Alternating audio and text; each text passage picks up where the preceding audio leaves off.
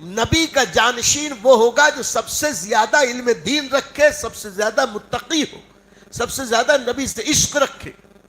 اور کچھ قوانین اللہ کے نبی نے دیے تو اس کے مطابق امیر چننا تھا. اتفاق سے اس وقت نبی کریم کے وصال اقدس کا غم اتنا تھا کہ سب اپنے ہوش و حواس میں نہیں تھے. اس وقت مسجد نبوی میں تیسرے شخص حضرت ابو عبیدہ ابن جراح تھے. حضرت صدیق اکبر نے فاروق اعظم اور ابو عبیدہ ابن جراح سے کہا وقت نازک ہے، قبل اس کے کہ انصار اپنے میں سے کسی ایک کو امیر چن لے، چل کے پہلے وہاں پر معاملے کا تصفیہ کیا جائے. یہ تینوں وہاں پہنچے. یہ تینوں عشرہ مبشرہ کے صحابی، وہ 10 جن کو اللہ کے نبی نے جیتے جی جنت کی بشارت دی تھی. بلکہ ابو عبیدہ ابن جراح وہ تھے جن کے بارے میں آقا نے فرمایا تھا ہر امت کا ایک امین ہوتا ہے، اب میری امت کا امین ابو عبیدہ ابن جراح. یہ تینوں وہاں گئے، حالات دیکھے، وہاں میٹنگ ہو رہی تھی، خاموش ہوئے سب. حضرت صدیق اکبر نے فاروق اعظم نے پہلے پوچھا کہ یہاں کیا ہو رہا. لوگوں نے کہا کہ امیر چن رہے ہیں، نبی کا نائب. حضرت فاروق اعظم سے پہلے صدیق اکبر نے پھر کہا کہ کیا تمہیں اس حدیث کا پتہ نہیں کہ نبی کریم صلی اللہ علیہ وسلم نے فرمایا تھا کہ الائمۃ من قریش، مسلمانوں کا امیر قریشی ہوگا. کیا تمہیں اس کا پتہ نہیں کہ نبی کریم صلی اللہ علیہ وسلم نے کہا کہ میرے بعد امارت یعنی سربراہی یہ مہاجرین کے ہاتھ میں رہے گی اور اے انصار تم ان کے وزیر رہو گے.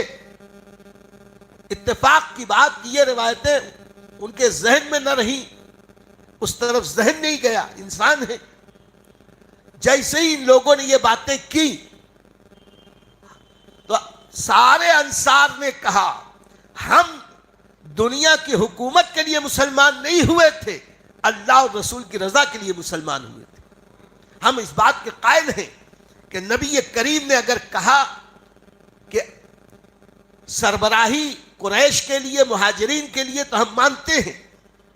آپ قریش میں سے کسی کا نام پیش کریں.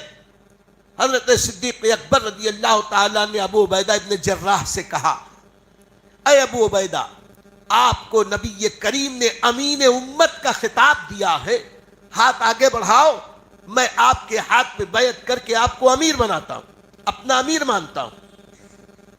ابو عبیدہ ابن جراح کھڑے ہوئے، کہنے لگے کہ اللہ کے نبی نے مجھے امین امت کہا تو دیانت داری اور امانت داری یہ ہے کہ اس منصب پر اسے فائز کروں جو اس کا حقدار ہے. ابو عبیدہ کی یہ مجال نہیں ہے کہ ابو بکر کی موجودگی میں وہ اپنے لیے بیعت لے. ہاتھ بڑھائیے، میں آپ کے ہاتھ پہ بیعت کروں. ابھی یہ بات ہو ہی رہی تھی کہ سیدنا فاروق اعظم اٹھے اور اپنا ہاتھ آگے بڑھا کر صدیق اکبر کے ہاتھ کو اپنے ہاتھ میں لیا اور کہا کہ میں آپ کے ہاتھ پہ بیعت کر کے آپ کو نبی کا جانشین اور اپنا امیر تسلیم کرتا ہوں. ابو عبیدہ ابن جراح نے بیعت کی. پھر جتنے وہاں انصار تھے سب نے بیعت کی اور پھر وہاں سے یہ سب اٹھ کے مسجد نبوی آئے. اور مسجد نبوی شریف میں حضرت صدیق اکبر منبر رسول پر کھڑے ہوئے اور وہاں جو لوگ آ گئے تھے، اب مجمع کثیر ہو گیا، سب کے سامنے بتایا کہ وہاں ہم گئے، یہ ہوا اور ان لوگوں نے میرے ہاتھ پہ بیعت کی. تو جتنے وہاں موجود تھے سب کے سب آگے بڑھے اور آگے بڑھ بڑھ کر سب نے صدیق اکبر کے ہاتھ میں اپنا ہاتھ دے کے بیعت کی. ویسی بیعت کی جیسے نبی کریم صلی اللہ علیہ وسلم اپنے صحابہ سے بیعت لیا کرتے، چاہے وہ بیعت عقبہ میں چاہے بیعت رضوان میں. حضرت صدیق اکبر کے ہاتھ پہ بیعت کی کہ ہم آپ کو اپنا امیر تسلیم کرتے ہیں، اپنا قائد تسلیم کرتے ہیں، نبی کا جانشین تسلیم کرتے ہیں، آپ جو حکم دیں گے اس کے مطابق ہم عمل کریں گے.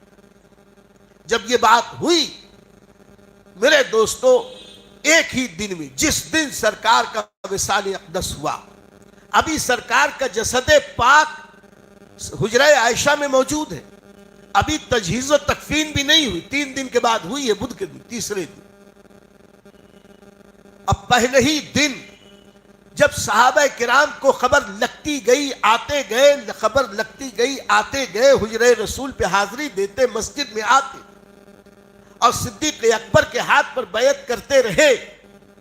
اسلام کی تاریخ میں نبی اکرم صلی اللہ علیہ وسلم کے بعد جو اتفاق رائے حضرت صدیق اکبر کی خلافت پر ہوا، اس کے بارے میں ہمارے امام سیدنا محمد ابن ادریس شافعی رضی اللہ تعالی عنہ ارشاد فرماتے ہیں کہ اس امت میں جو اجماع امت صدیق اکبر کی خلافت پر قائم ہوا، ویسا اجماع نہ کبھی قائم ہوا ہے نہ کبھی قائم ہو سکتا۔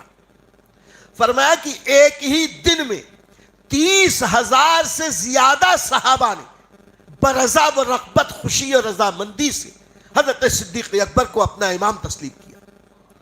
تو 30,000 صحابہ جس بات پر متفق ہو جائیں، آج 14ویں صدی میں کس کو اس بات کا اختیار ہے کہ کہے کہ صدیق اکبر کی خلافت صحیح نہ تھی، مولا علی کی خلافت تھی، صدیق اکبر نے زبردستی غصب کر دیا؟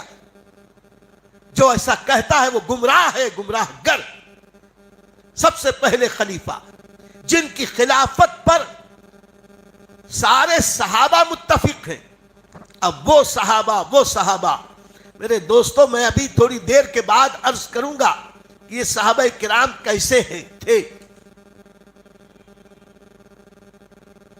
صدیق اکبر کی یہ جو خلافت پر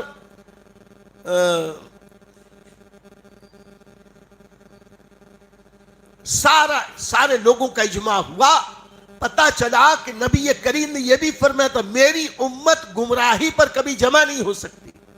جب سارے صحابہ صدیق اکبر کی خلافت پر جمع ہو گئے تو وہ گمراہی ہو نہیں سکتی۔ جبکہ اگر ہم اور آگے بڑھ کر دیکھیں تو ان صحابہ کرام کی شان وہ ہے کہ اللہ رب العزت نے قرآن میں اعلان کیا، اس تفصیل کو بھی آپ ذرا غور سے سن لیں۔ اللہ تعالیٰ نے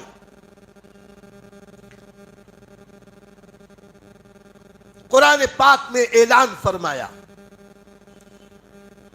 کہ رضی اللہ عنہم ورضوا عنہ، یہ سارے صحابہ وہ ہیں جن سے اللہ راضی ہے اور یہ سب اللہ سے راضی ہے۔ جب سارے صحابہ سے اللہ راضی ہے تو آج ہم کو اختیار کیا ہے صحابہ سے اختلاف کرنے کا؟ ابھی میں عرض کروں گا جھوٹی سچی روایتیں بعد میں کن لوگوں نے تاریخ میں گڈ مڈ کر دی، تاریخ میں اس طریقے سے گھسیڑ دی کہ جس کی وجہ سے آج کے نوجوان کو، تاریخ پڑھنے والے کو بہت پریشانی ہوتی ہے۔ لیکن یہ فقیر عزیزی آج اعلان کرتا ہے، ایک نہیں 1,00,000 روایتیں تم لے آؤ جس میں حضرات صحابہ کے خلاف بکواس کی گئی یا ان کے اوپر طنز اور تان کیا گیا یا ان کی غلطیاں نکالی گئی، 1,00,000 روایتیں لے آؤ۔ اس کے سامنے ہمیں قرآن کی ایک آیت پیش کرنی۔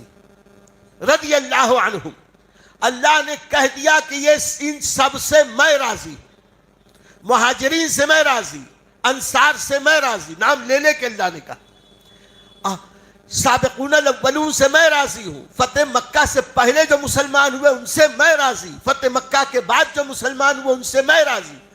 یہی نہیں، اللہ نے فرمایا جو ان صحابہ کے نقش قدم پر چل کر ان کی پیروی کریں گے ان سے بھی میں راضی۔ تو جن سے اللہ راضی ہے اس سے ملا ناراض ہو تو اس سے کیا ہونے والا؟ آج حضرت صدیق اکبر، فاروق اعظم، عثمان غنی، مولا علی، حضرت امام حسن، امام حسین کے اوپر اعتراض کرنے والے ذرا اپنے گریبان میں منہ ڈال کے دیکھیں کہ تو کیا، تیری اوقات کیا ہے؟ یہ منہ مسور کی دال جس کی تعریف قرآن کر دے، اب پوری دنیا اس کی مخالفت کر دے تو ہم دنیا کو لات ماریں گے، قرآن کو سینے سے لگائیں گے۔ یہ ہے ہمارا عقیدہ۔ اب حضرت سیدنا صدیق اکبر رضی اللہ تعالیٰ عنہ کی خلافت ہوئی، ان کی ایک لائک کا ایک نشان ہوتا ہے نیچے کی طرف، تو جب آپ لائک کریں گے تو یوٹیوب جو ہے اور آگے اس بیان کو فارورڈ کرتا ہے، جو پوری دنیا میں الحمدللہ پوری دنیا کے مسلمان اس پروگرام کو دیکھ رہے ہیں۔ تو آپ چاہتے ہیں کہ اس عظیم نیکی میں آپ شریک ہو، حضور خطیب برقاتی خلیفہ محدث کبیر حضرت علامہ وقار احمد رضی صاحب قبلہ کے ملفوظات سے ہم ہمارے قلوب کو منور کر رہے ہیں، تو ان سنہری باتوں کو، ان قیمتی باتوں کو پوری دنیا میں پہنچانے کے لیے آپ ہماری مدد کریں۔ آپ لائک ضرور کریں اور کمنٹ کریں گے تو اور بھی زیادہ بہتر بات ہوگی، تاکہ دنیا کے اور بھی دوسرے ہمارے جو اسلامی بھائی مسلمان ہیں ان تک یہ پروگرام پہنچے۔ تو صرف کچھ نہیں تو کم سے کم آپ ایک لائک